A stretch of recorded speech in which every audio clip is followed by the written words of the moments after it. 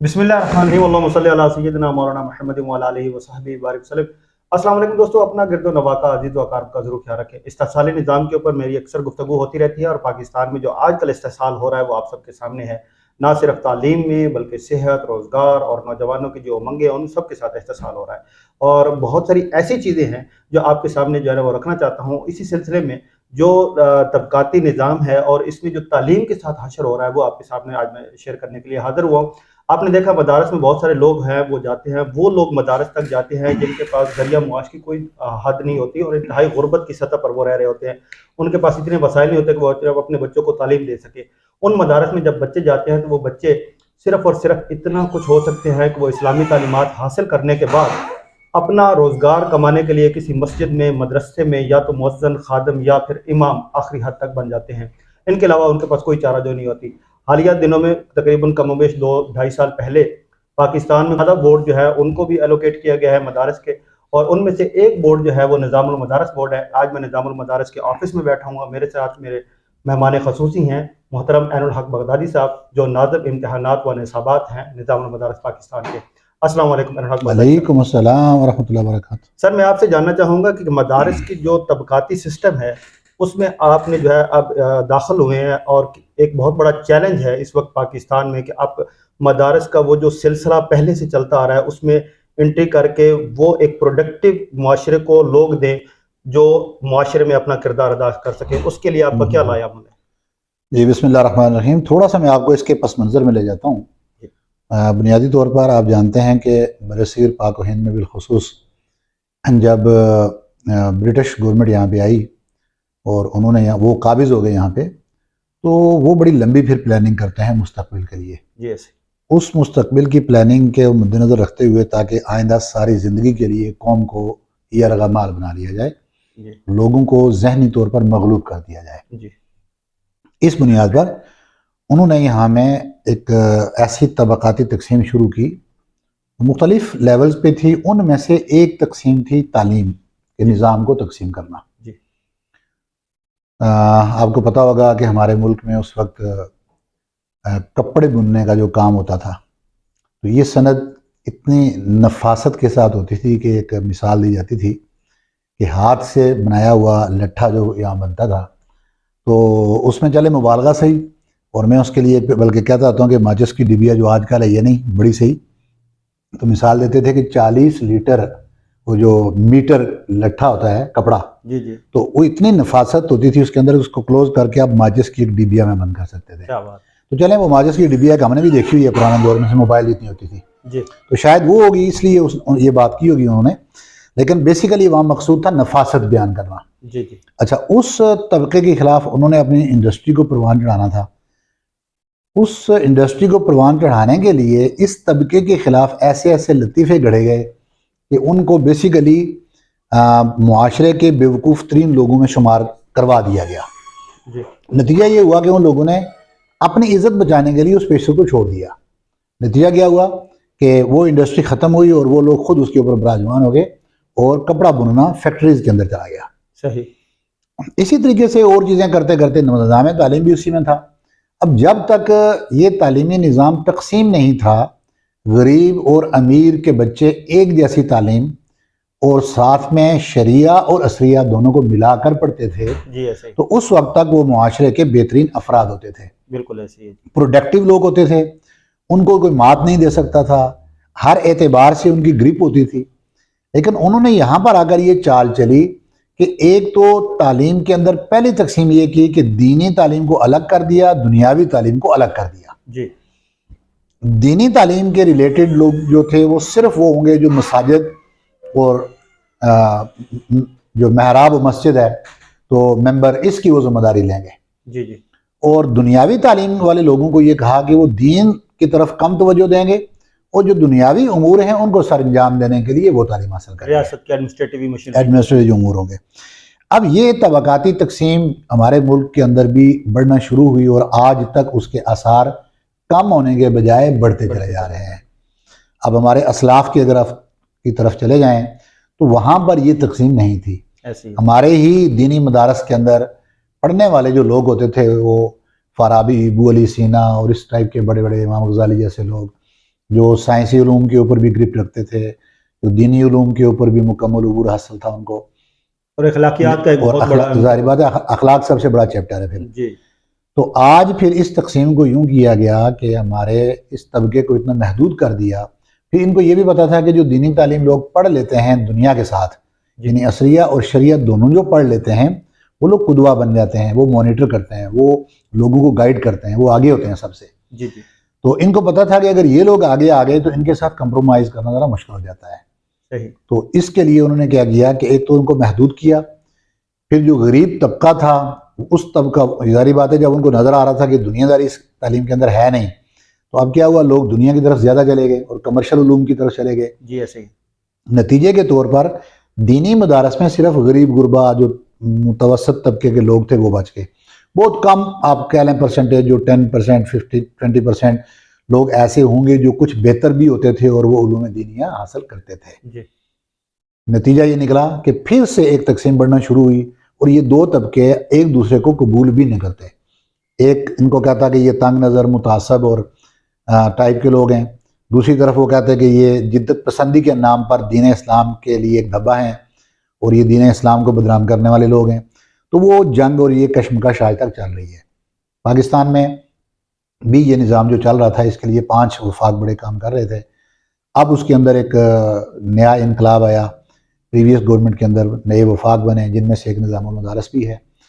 اب کچھ عرصے سے یہ ٹرینڈ پاکستان میں انٹروڈیوس ہو رہا ہے، اور جس کو سب سے پہلے پتہ ہے کہ نظام المدارس جو دیا گیا، یہ بھی وجہ تھی کہ یہ منہاج القرآن کو دیا گیا، اور اس کی بیس جو جامعہ اسلامیہ منہاج القرآن ہے اس کو بنایا گیا تھا کہ وہاں کا جو سسٹم پروفیسر ڈاکٹر محمد طاہر القادری صاحب نے انٹروڈیوس کروایا تھا، وہ سسٹم ایسا تھا کہ جو پاکستان کے اندر اور پوری دنیا کے اندر اس وقت مرغوب اور مقبول ہے۔ جی بالکل ایسے، جہاں پر شریعہ اور عصریہ دونوں تعلیموں کو پڑھایا جاتا ہے، اور جہاں پر پڑھا لکھا طبقہ اور پیسہ خرچ کر کے دین کی تعلیم حاصل کرنے والا طبقہ متوجہ ہوا۔ آپ کو پتہ ہے یہاں پر لوگ فیسز دے کر، اور وہ بھی بڑی فیسز دے کر پڑھتے ہیں، کوئی زکوٰۃ صدقات والا سسٹم یہاں پہ ہوتا نہیں۔ تو یہ بنیاد بنی کہ ایک نظام المدارس بورڈ ہمیں ملا کہ ہم بھی مدارس کے اندر اس سسٹم کو انٹروڈیوس کروائیں۔ تو اب الحمدللہ ہم نے بھی جو اپنا نصاب انٹروڈیوس کروایا ہے، اس کے اندر عصریہ تعلیم بھی موجود ہے اور شریعہ بھی موجود ہے۔ میں یہاں پہ ایک دو چیزیں اگر آپ سے پوچھ لوں، جیسے آپ نے دیکھا ہے کہ مدارس جو ہے، اور اسپیشلی جو یہ استحصالی نظام میں تعلیم کے ساتھ ہوا، میں تو اس کو کیٹاگرائز اگر کرتا چلو تو یہ کچھ ایسے بنے گی کہ اس کی 4-5 سٹیجیں بنائی گئی ہیں، پہلی، دوسری، تیسری، چوتھی، 5ویں۔ جیسے بھی کوئی اوپر والی ہے تو وہ جو ہے وہ رولنگ پارٹی اور وہ جو ہے ایڈمنسٹریٹو سارے معاملات دیکھ رہے ہیں۔ جو پسا ہوا طبقہ ہے، جن کے ساتھ استحصال ہوا ہے، وہ تو بالکل نظر ہی نہیں آتے ایجوکیشن میں، سسٹم میں۔ تو آپ نے زیادہ تر توجہ جو ہے یہ فوکس یا نظام المدارس جو آپ نے بورڈ لیا یا وفاق میں آپ شامل ہوئے، آپ کی یہی ایک توجہ تھی کہ ان لوگوں کو بھی جو ہے اس تعلیمی دھارے میں اور معاشرت میں اور معاشرے میں ایک اچھا جی بالکل، آپ درست کہہ رہے ہیں۔ اصل میں دیکھیں نا، ایک صرف جو دنیاوی تعلیم حاصل کرنے والے لوگ ہیں، وہ جب تمام ایڈمنسٹریٹو امور کے اندر اور دیگر طبقہ جو زندگی ہے اور ادارے ہیں مختلف، ان کے اندر اگر وہ سروسز اپنی دے سکتے ہیں، تو ایسا بندہ جس کے پاس دینی تعلیم بھی ہو اور دنیاوی بھی ہو، وہ بدرجہ اولا یہ کام کر سکتا ہے۔ جی یعنی ظاہری بات ہے ڈبل ڈگری بھی ہو گئی، انفارمیشن بھی ان کی ڈبل ہو گئی، ان کے پاس کام کرنے کی استطاعت اور استعداد، کیپیسٹی بڑھ جاتی ہے دوسرے لوگوں کے مقابلے میں۔ جی تو اس لیے ہم نے جو سسٹم انٹروڈیوس کروایا، اس میں ہم نے لازمی قرار دیا کہ پرائمری سے لے کر آپ کی ساتھ میں matric, F A, B A, M A, جو دنیاوی ایجوکیشن ہے، تعلیم ہے، وہ بھی ہوگی، اور اس کے ساتھ ساتھ ابتدائی کلاس سے ہی ہم نے ایک نصاب انٹروڈیوس کروا دیا ہے درسیات کا۔ یہ کمپلسری ہے، آپ میں عصریہ اور دینیہ دونوں چلیں گے۔ پھر جب 5ویں پاس بچہ کرتا ہے، وہ حفظ کرتا ہے اور ساتھ میں اسکولنگ 3 سال کی کرتا ہے۔ جی پھر حفظ جب ہو جاتا ہے اور 8ویں کلاس پاس کرتا ہے، تو اس کے بعد اس کو ہم آگے لے جاتے ہیں۔ پھر وہ چلا جاتا ہے، یعنی کہ عامہ کی 2 سال کی کلاس ہوتی ہے، اور پھر ادھر سے وہ خاص میٹرک 2 سال کی، پھر خاصہ 2 سال، اور پھر ایف اے ساتھ میں کرتے ہیں۔ تو یہ سسٹم اوپر تک چلا جاتا ہے، اور پھر یہی جا کے ایم فل اور پی ایچ ڈی کرتے ہیں، اور یہ معاشرے کے بہترین افراد بن جاتے ہیں۔ نصاب کے بارے میں تھوڑا آپ سے پوچھوں گا کہ وہ جو پچھلا اتنا پرانا نصاب اور اسی طرح کو وہ لے کر آ رہے ہیں، میں اس میں نصاب میں کیا چینجنگ کی اور کیسے وہ پروڈکٹیو؟ میں اس کو اختصار کے ساتھ چند ایک چیزیں عرض کر دیتا ہوں، کیونکہ اس کے اوپر کافی ساری ویڈیوز میں نے آلریڈی کی بھی ہوئی ہیں جو میرے اپنے فیس بک پیج پر پڑی ہوئی ہیں، جی جی لیکن اس میں 2-4 چیزیں آپ کو بتا دیتا ہوں۔ اس میں مین چیز یہ ہے کہ نصاب کو کہتے ہیں نا کہ چیز وہ آپ کو فائدہ دے گی یا اسلحہ بھی آپ کو وہ فائدہ دے گا جو آپ لڑائی میں لے کر نکلیں گے، جو اس وقت کے آگے مقابلے میں لوگوں کے پاس ہوگا، اس کے مقابلے کی چیز ٹکر کی چیز ہو، ایسے ہی تو تب آپ کسی کا مقابلہ کر سکتے ہیں۔ اب نصاب بھی اگر آپ 200 سال 300 سال پرانی ضروریات کو مد نظر رکھ کر جو نصاب بنایا گیا، آج کے دور میں اگر آپ اس نصاب کے ذریعے وہ مقاصد حاصل کرنا چاہیں تو آپ حاصل نہیں کر سکیں گے۔ پھر اس نصاب کی وجہ سے، اور یہ جو طبقاتی تقسیم تھی، دوہی تھی، دینی تعلیم الگ اور دنیاوی الگ ہونے کی بنیاد پر، لوگوں میں کیا ہوا، یہ تقسیم اور بڑھتی چلی گئی، خلیج اور بڑھتی چلی گئی، پھر اس سے تعصب، تنگ نظری، نفرت اور یہ چیزیں پیدا ہونی شروع ہو گئیں۔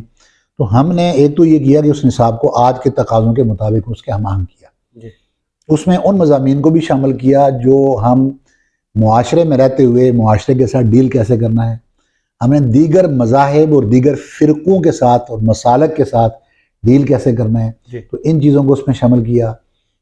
سب سے امپورٹنٹ چیز پھر یہ تھی کہ یہ برصغیر پاک و ہند کا خطہ ہوا ہے جس میں دین اسلام جو پھیلایا، اس میں میجر رول جو تھا وہ صوفیہ کرام کا تھا، بالکل ایسے ہی۔ جبکہ جو درس نظامی کا ہمارا نصاب مروجہ اس وقت تک چل رہا ہے، اس کے اندر تصوف اس نصاب کا حصہ نہیں ہے۔